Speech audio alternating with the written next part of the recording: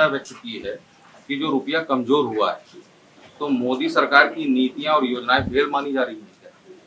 हाँ, वित्त मंत्री जी कह रहे हैं कि रुपया कमजोर नहीं हुआ, डॉलर मजबूत हुआ है। मतलब देखिए, इसकी जो नीति है ये अब 3 साल 4 साल उनके बीत गए। इस पंचवर्षीय में ऐसी कोई योजना जनता के लिए लाए नहीं। पिछले पंचवर्षीय में नोटबंदी और जीएसटी लाया, उसका खामियाजा पूरा देश भुगत रहा है।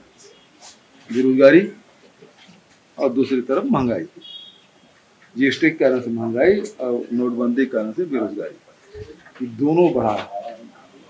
और किसान अलग परेशान है, नौजवान अलग परेशान है, रोजगार कहीं मिल नहीं रहा है, किसानों को काम नहीं मिल पा रहा है। और ये अभी जो स्थिति है देश में और पूरी दुनिया में, उससे उबारने का एकमात्र रास्ता है वो गांधी का रास्ता है, जो स्वावलंबन की ओर बढ़ने की बात कर रहे हैं।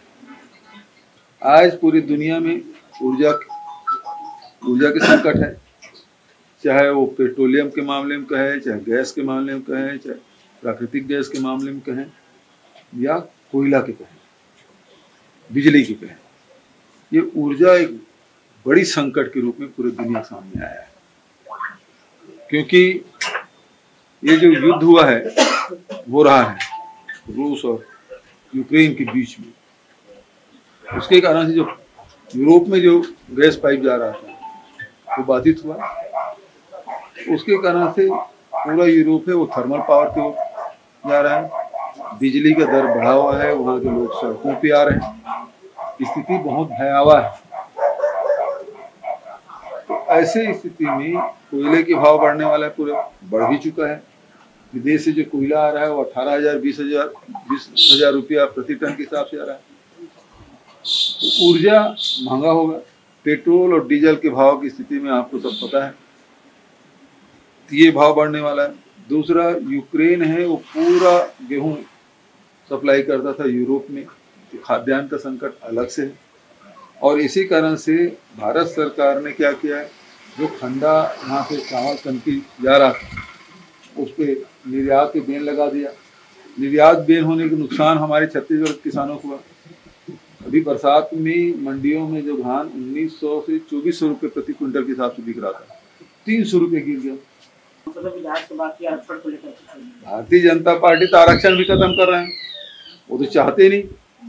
और देख लीजिए 2005 से लेके अब तक की क्या किया, जब तक 18 में थे तब तक।